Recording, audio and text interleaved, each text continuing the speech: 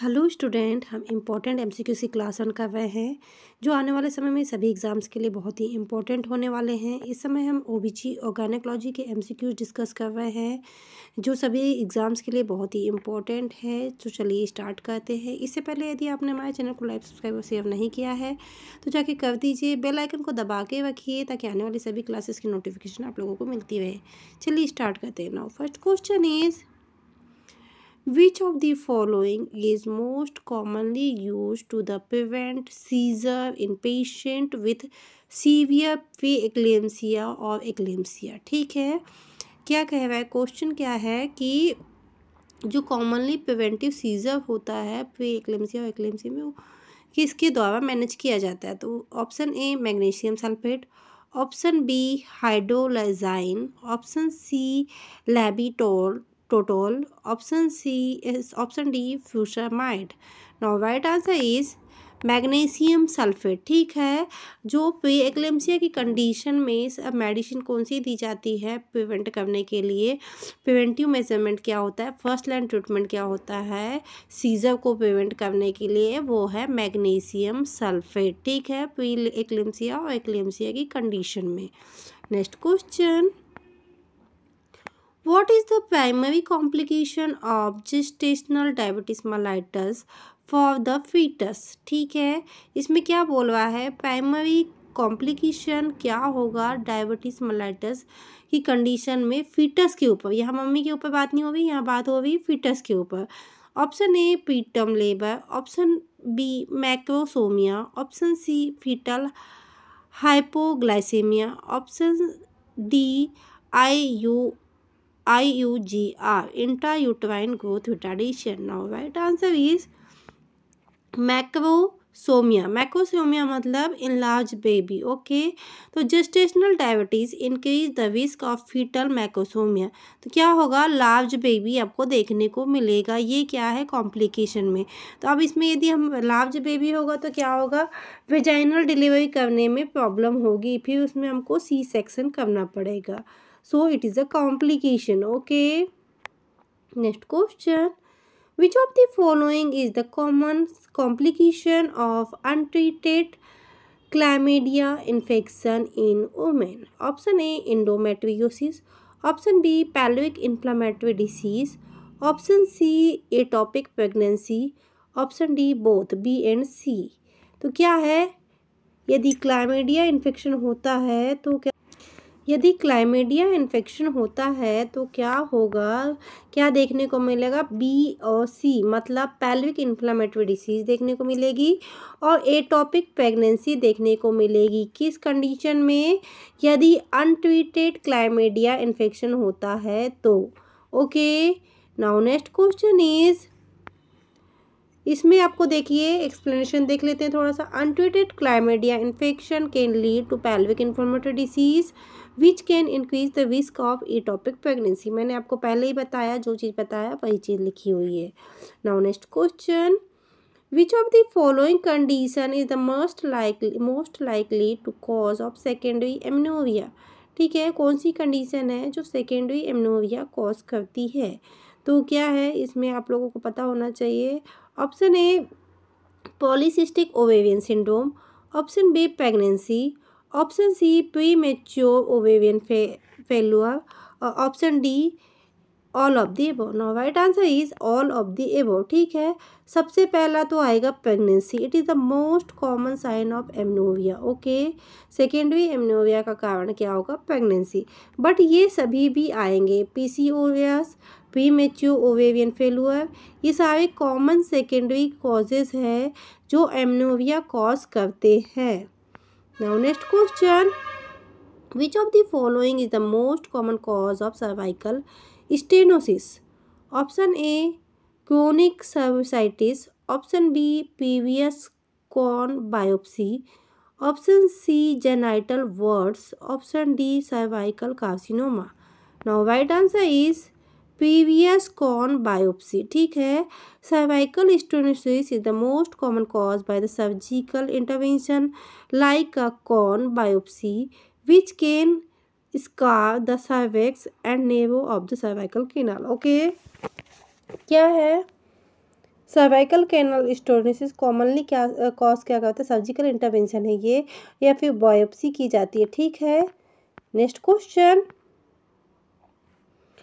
a 22-year-old woman presents with the pelvic pain, dysmenorrhea and dysproteinuria. On examination, she has turned to axial mass. What is the most likely diagnosis? ठीक है, एक 22-year-old women है, वो क्या लेके आई है, problem क्या है उसके पास में, पेल्विक पेन है, डिसेमिनोरिया है और डिस्पेरियूनिया है, ठीक है। ये सिम्टम्स है उसके। अब इसका एग्जामिनेशन करते हैं हम तो क्या देखने को मिलता है हमको, मास टेंडर एक्सटेंशनल मास देखने को मिलता है। तो हम क्या डायग्नोसिस करेंगे।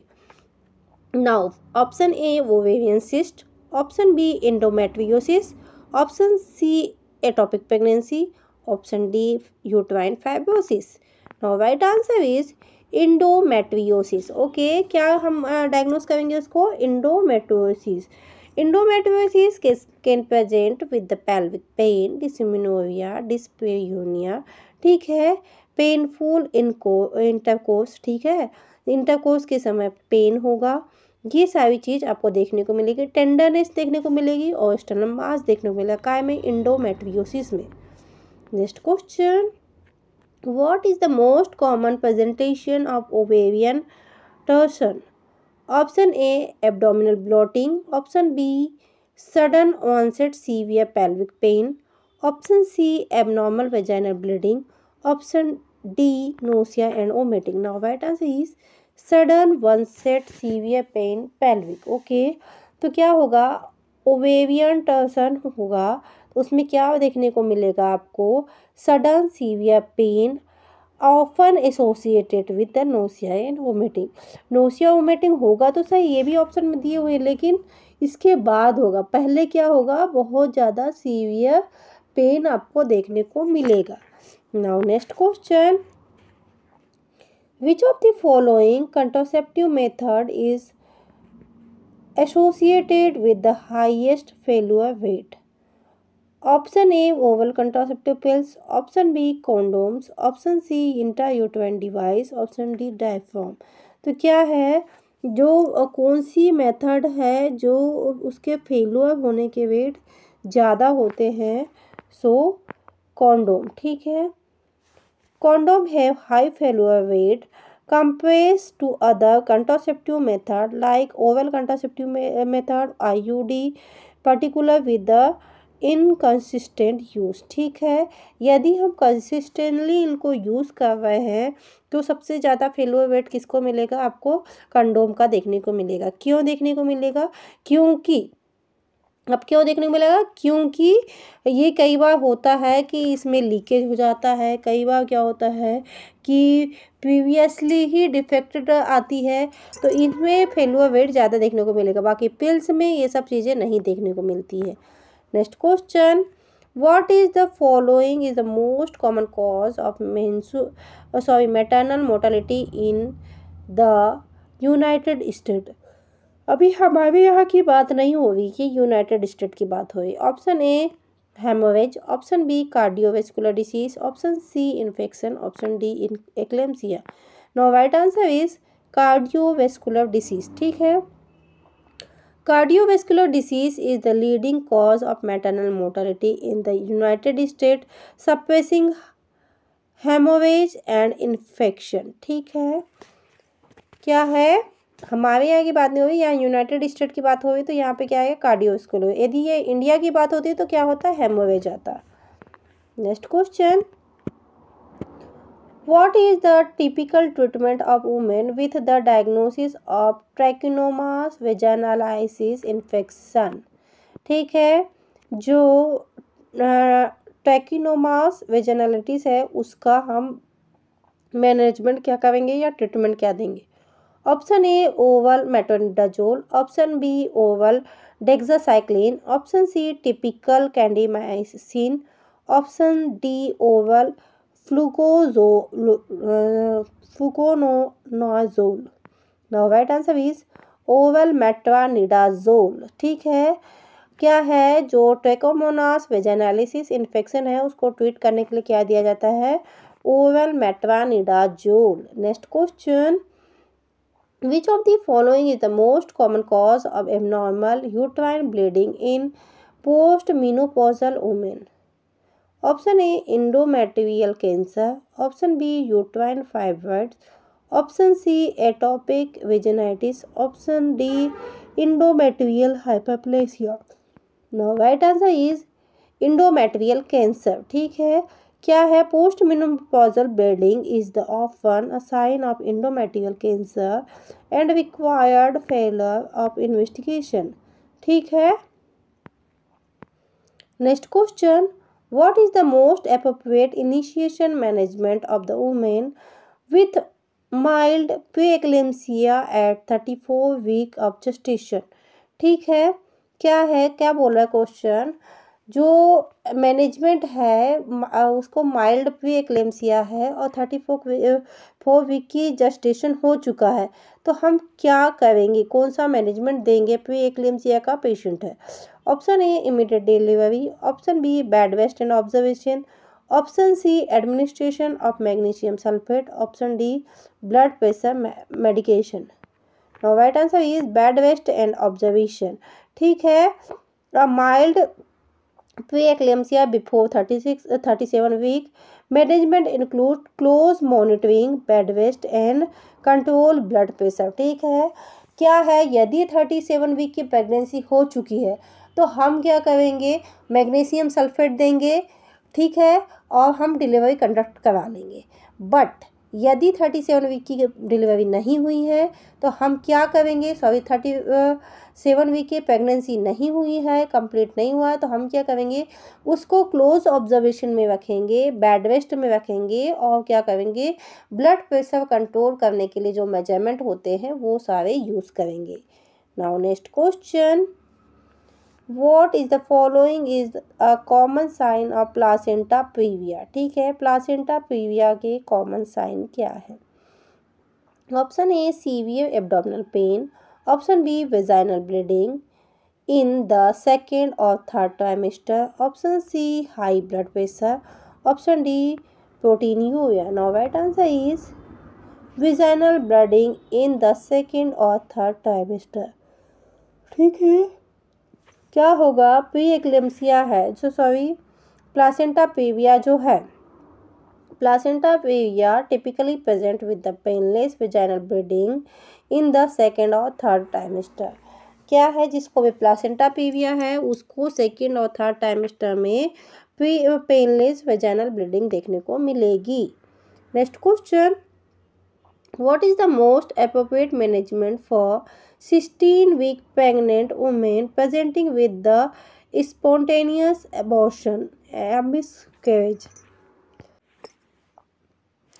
Now option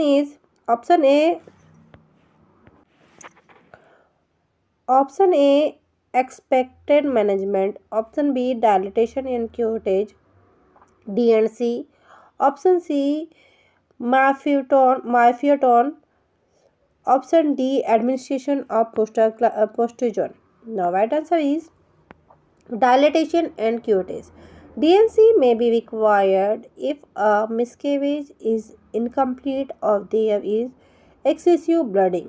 ठीक है, यदि ब्लीडिंग ज़्यादा हो गई है तो हमारे लिए रिक्वायर्ड मैनेजमेंट क्या हो जाता है, DNC। Next question, Which of the following is the first line treatment of women with the diagnosis of hyperthyroidism in pregnancy?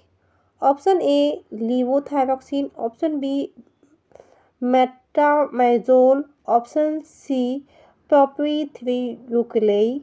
Option D, radioactive iodine. Now right answer is propylthiouracil. Okay, PTU is the performed of pregnancy for managing the hyperthyroidism due to its lower risk of teratogenicity comparison और metamizole. Okay, क्या है, कौन seed treatment देंगे, PTU। Okay, किस लिए, hyperthyroidism को manage करने के लिए। Now next question, which of the following is the most appropriate first line treatment of vaginal candidiasis in the non-pregnant state? Option A, oral fluconazole. Option B, typicomiconazole. Option C, oral metronidazole. Option D, oral clindamycin.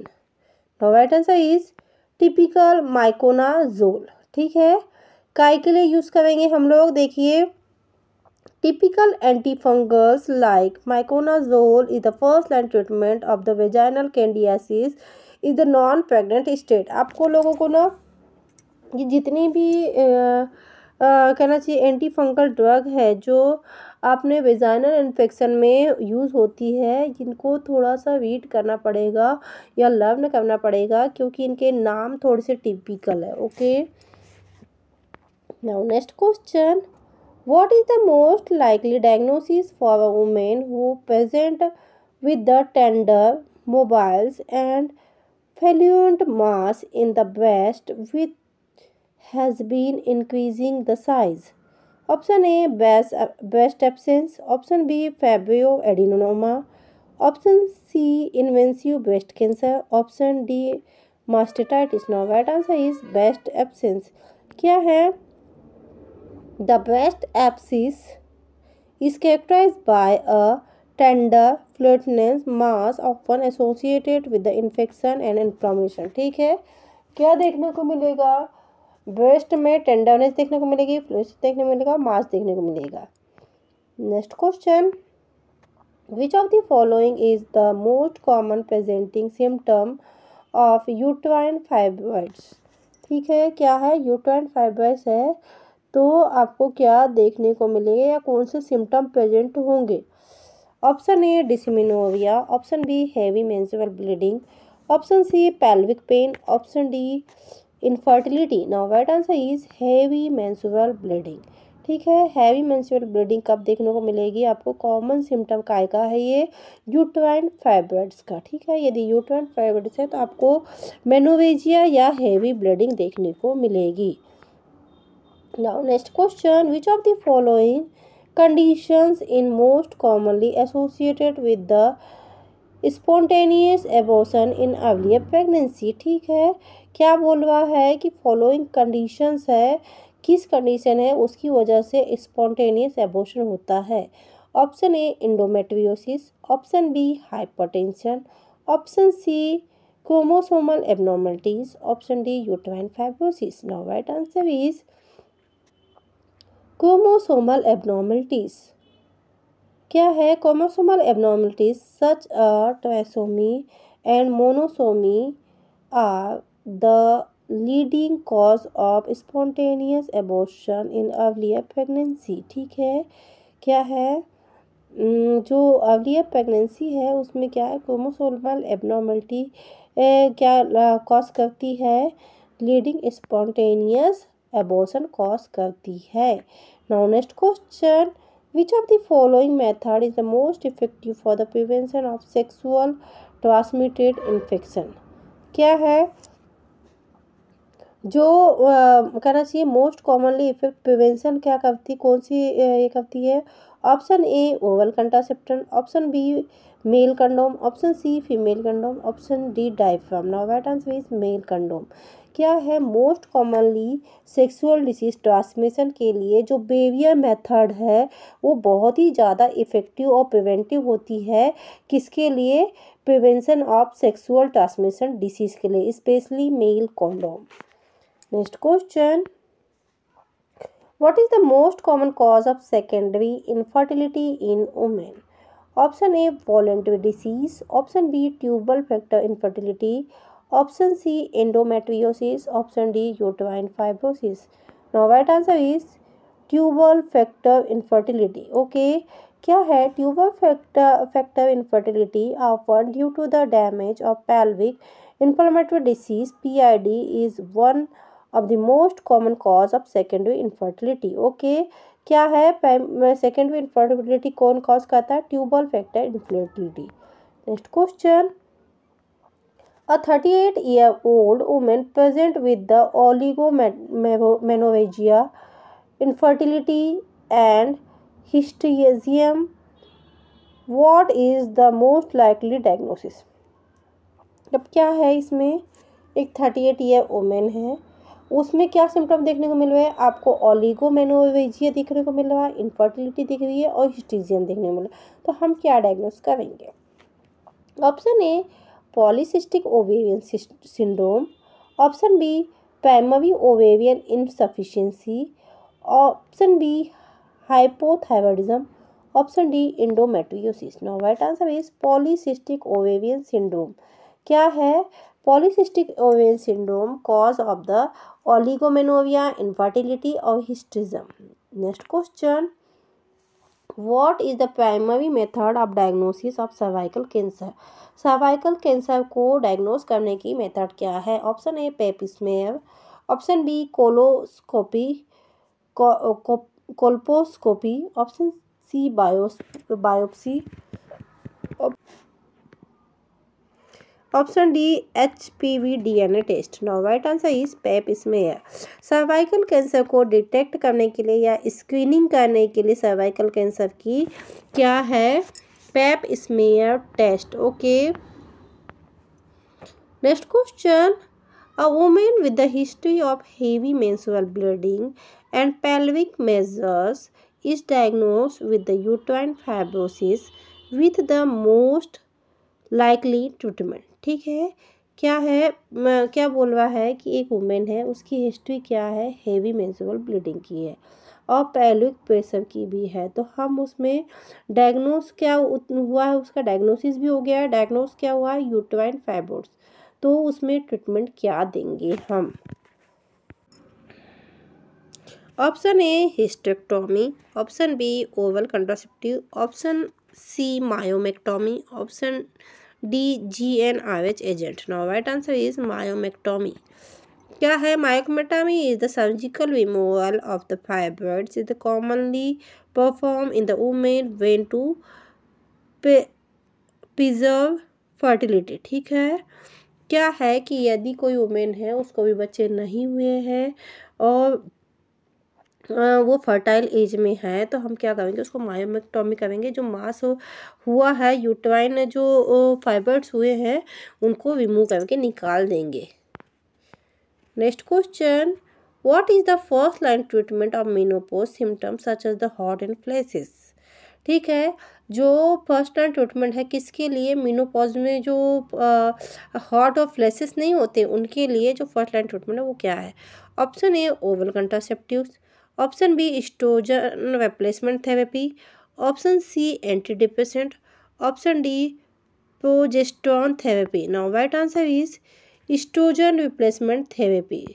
ठीक है, जो क्या होता है कि जैसे menopause होता है तब क्या होगा? एस्ट्रोजन का जो प्रोडक्शन है वो ऑलमोस्ट बंद हो जाएगा या बहुत कम अमाउंट में होगा. ठीक है, तो ये जब एस्ट्रोजन का प्रोडक्शन नहीं होगा तो हमको जो सिम्टम क्या देखने को मिलेगा? Hot and flashes.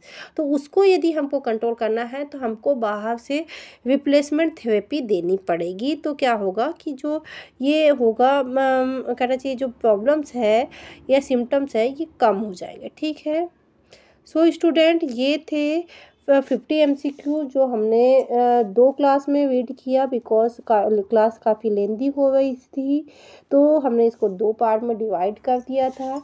आगे की अभी और MCQs है जो डिस्कस करने के हैं, जो हम नेक्स्ट क्लास में डिस्कस करेंगे. यदि हम इन्हीं साथ में करते हैं तो क्लास काफ़ी लंबी हो जाती है. यदि आपको हमारी क्लास अच्छी लगी हो तो लाइक सब्सक्राइब और शेयर जरूर करें. बेल आइकन को दबा के रखिए ताकि आने वाली सभी क्लासेस की नोटिफिकेशन आप लोगों को मिलती रहे. Thank you for watching.